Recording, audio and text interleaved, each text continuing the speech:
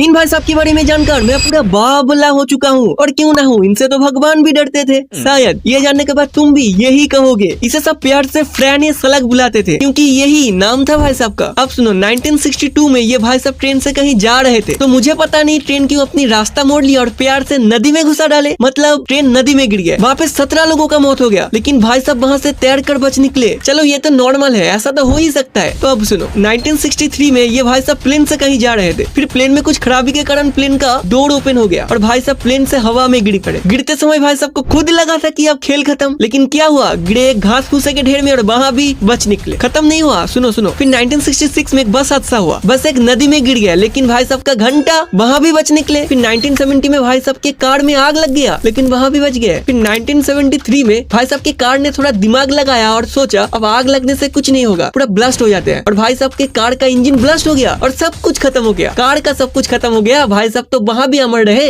फिर 1995 में एक बस टक्कर में भाई साहब को थोड़ी सी, मतलब हल्की फुल्की सी चोट आई थी और वहाँ भी भाई साहब ने सबको दिखा दिया मरना इतना आसान थोड़ी है। फिर 1996 में एक पहाड़ी हादसे हुए। भाई साहब का कार पहाड़ से नीचे गिर गया, लेकिन भाई साहब एक पेड़ पकड़ के लटक गए और वहाँ भी बच निकले। मतलब एक बार सोचो, कार, बस, प्लेन, ट्रेन सभी ने अपनी जान लगा दी थी भाई साहब को मारने के लिए, लेकिन भगवान ने खुद भाई साहब को अपनाने से हाथ मोड़ लिए। फिर 2003 में भाई साहब की लॉटरी लगी थी लगभग $10 लाख, लेकिन भाई साहब दयालु निकले और सब कुछ दान कर दिए। और अब तुम्हें ये लग रहा है कि भाई साहब इतने दयालु थे इसीलिए इतने बार बच गए, तो तुम भी वीडियो को लाइक करके दयालु बन सकते हो।